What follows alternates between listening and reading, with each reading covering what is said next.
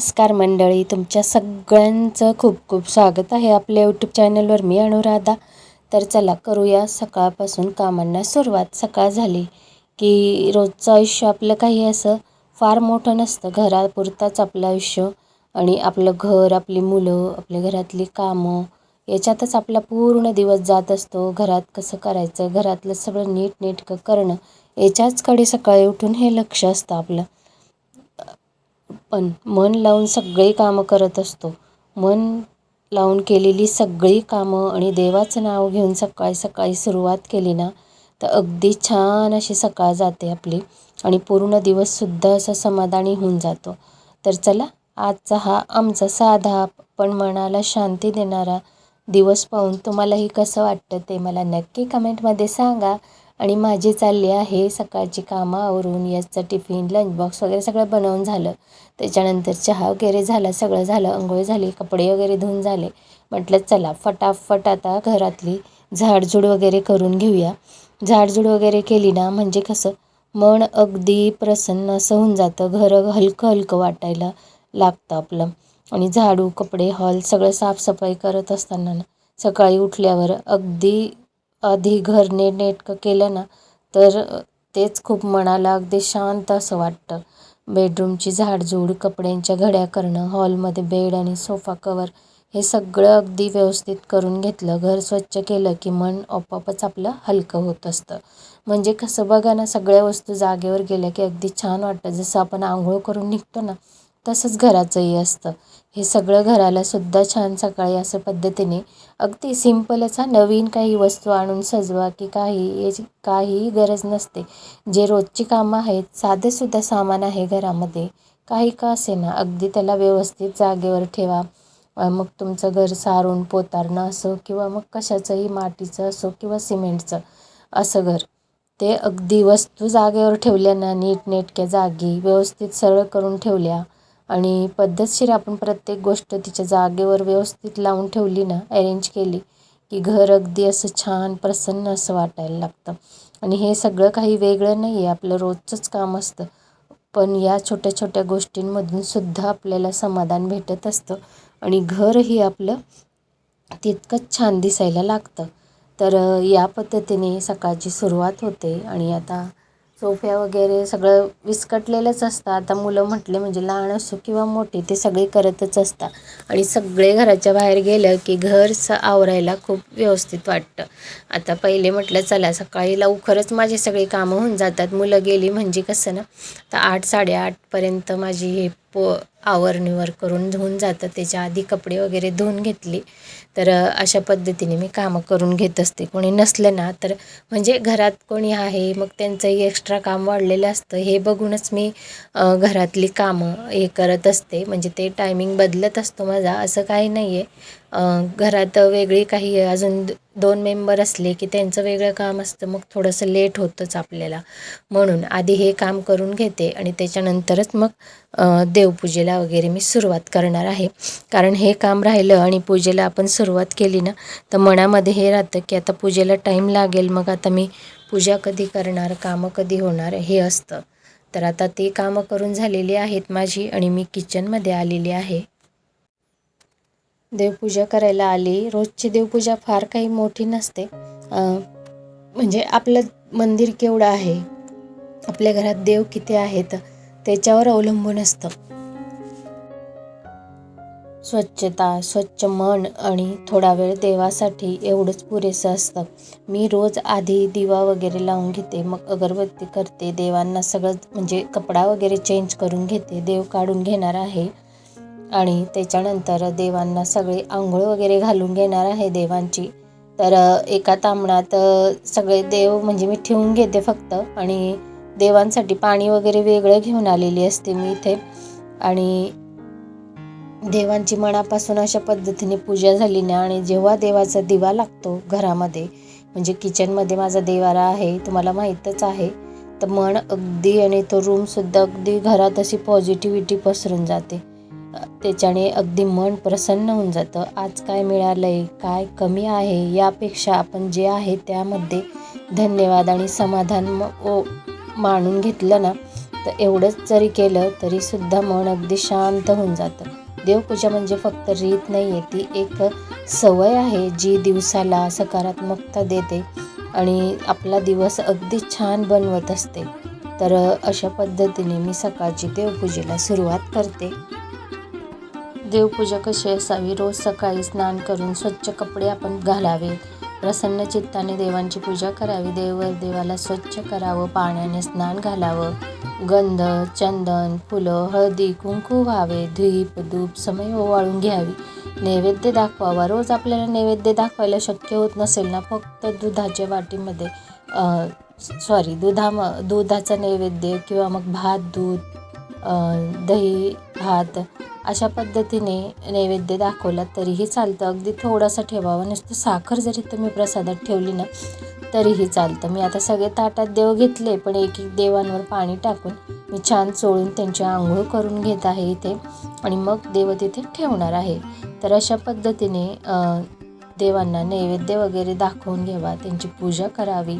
अशा पद्धतीने 2 मिनटं काय 5 मिनटं 2 मिनटातही आपली देवपूजा होत असते. तुम्हाला जर बिलकुलच टाईम नसेल तर तुम्ही अगदी देवाचे फुलं जे असतात ना, त्याला निर्माल्य म्हणतो आपण, जेव्हा ते दुसऱ्या दिवशी ते खराब होतं म्हणजे बासी, त्याला आपण बासी फुलं नाही म्हणत, निर्माल्य म्हणतात देवाच्या फुलांना. कधी पण ते काढून घ्यावे.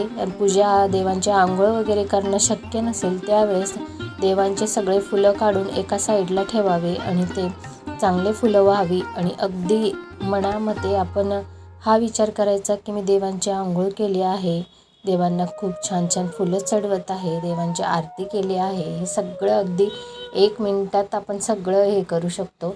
याला मानसपूजा असं म्हटलं जातं, तीही आपण करू शकतो. रोजचे देवांना छान स्नान घालावे, वस्त्र घालत असाल तर वस्त्र घालावे, देवांची मूर्ती स्वच्छ करावी, देव पूर्वेला किंवा उत्तरेकडून तोंड करून ठेवावेत. पूजेचे साहित्य उजव्या साईडला ठेवावं. पाण्याने ठेवलेला तांब्या हा आपल्या डाव्या बाजूला ठेवावा. हे बघा मी ठेवलं आहे, तुम्हाला नेहमीच दाखवत असते. आणि आपण काही विशेष पूजा असेल ना त्या दिवशी आचमन वगैरे करायचं आणि मूर्तीला पाण्याने किंवा पंचामृताने किंवा नुसतं दुधाने आणि साध्या पाण्यानेही अभिषेक केला तरीही चालतो. देवाला थोडी फुलं व्हावीत. फुलं नाही भेटली तर मानस पूजा म्हणतो ना आपण, मनामध्ये ते इच्छाचं आणि ते फूल मी देवाला चढवते, अर्पण करते, हे आपण अनुभव करायचा आहे. म्हणजे मनातून डोळे बंद करून आपण हे बघायचं आहे मध्ये का मी चढवलं आहे देवाला, वाहिलेलं आहे फुलं, असं सगळं मनामध्ये आपल्या आणायचं आहे आणि मग ही पूजा करायची आहे. अगदी 2 मिनटं जरी देवाला तुम्ही हात जोडणार ना तर मन अगदी प्रसन्न चित्त होऊन जातं. देवाला फुलं, बेलपत्र, टिळा अशा पद्धतीने करावं. देवाला चंदनाचा टिका किंवा गंधाचा टिळा लावावा आणि आपण सुद्धा देवपूजेच्या आधी कपाळावर कुंकू लावावं असं म्हटलं जातं. त्याच्यानंतरच आपली देवपूजा मानली जाते, तर असं म्हणतात.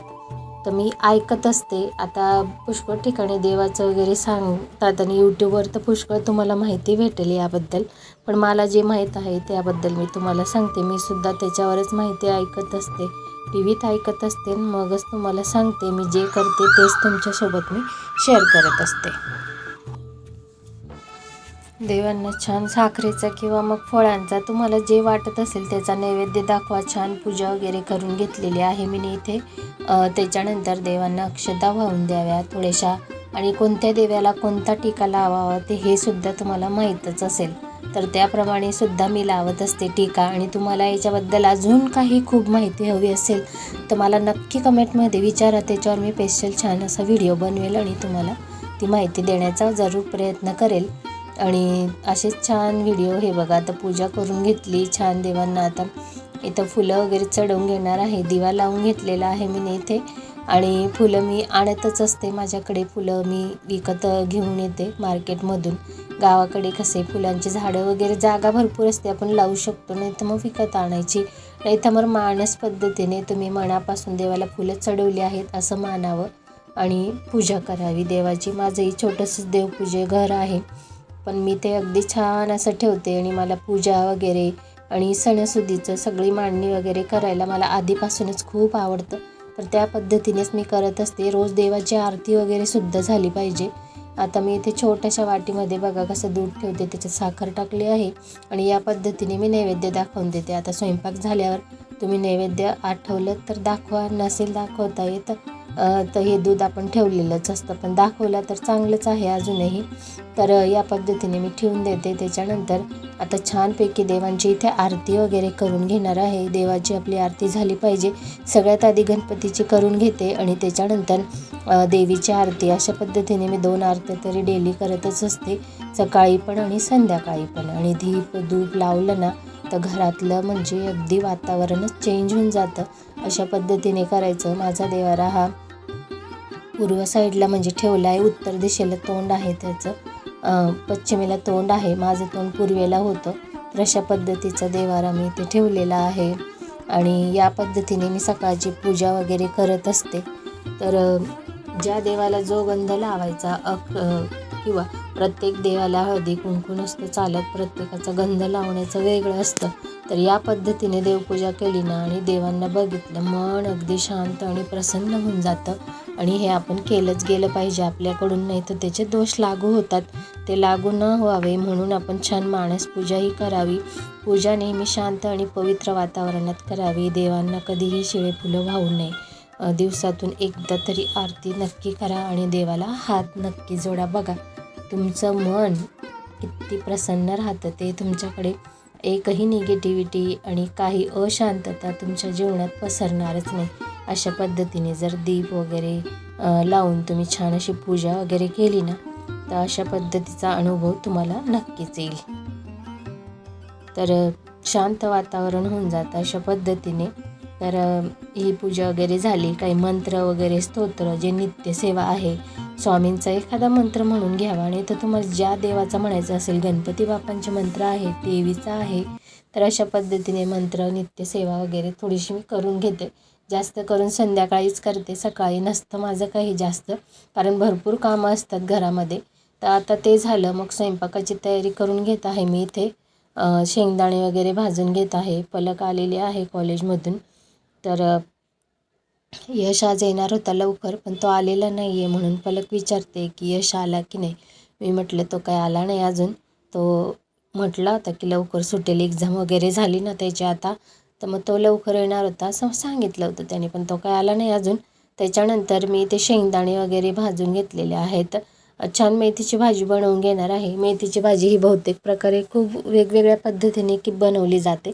मला सगळ्यात जास्त तर फक्त हिरवी मिरची आणि लसूण छान जिऱ्याची फोडणी देऊनच अगदी कोरडी भाजी केली ना खूप छान टेस्टी लागते. मग तुम्ही वेगळ्या किती प्रकाराची करा, पण ही अशी भाजी ना ही सुद्धा खूप टेस्टी लागते. तर मी इथे शेंगदाणे छान असे खरपूस भाजून घेतलेले आहेत आणि ते आता मिक्सरच्या भांड्यात टाकून घेतले. आणि मग आता मी इथे ते पावडर बनवून घेणार आहे त्याची. आणि मग ना त्याच्यानंतर यशही आला. मग त्याची चालली होती बडबड की का लवकर नाही आलो. मग मी त्याला लंच बॉक्सच थोडासा दिला होता. तेही मला सांगत होता की आज रिसेस म्हणजे झाली होती, पण तो म्हटला होता की 10 o'clockला सुटेल, म्हणून मी त्याला काहीच दिलं नव्हतं लंच बॉक्समध्ये. आणि मग थोडंसं चिवडा देऊन दिला होता फक्त. मग तो म्हणत होता भूक लागली, म्हणून मी आज फर्स्ट टाईम समोसा घेतला. असं सगळं चालू असतं आमच्या घरामध्ये. म्हणजे आलं की यश तर आमचा आला की त्याचे सगळं सांगण्याचं डिटेल चालू होऊन जातं. शूज काढता काढता चालू होऊन जातं. आधी तर आवाजच देतो की मम्मी मी आलो असं. तर ठीक आहे, तुमच्याही मुलांचं असंच चालत असेल आल्यावर.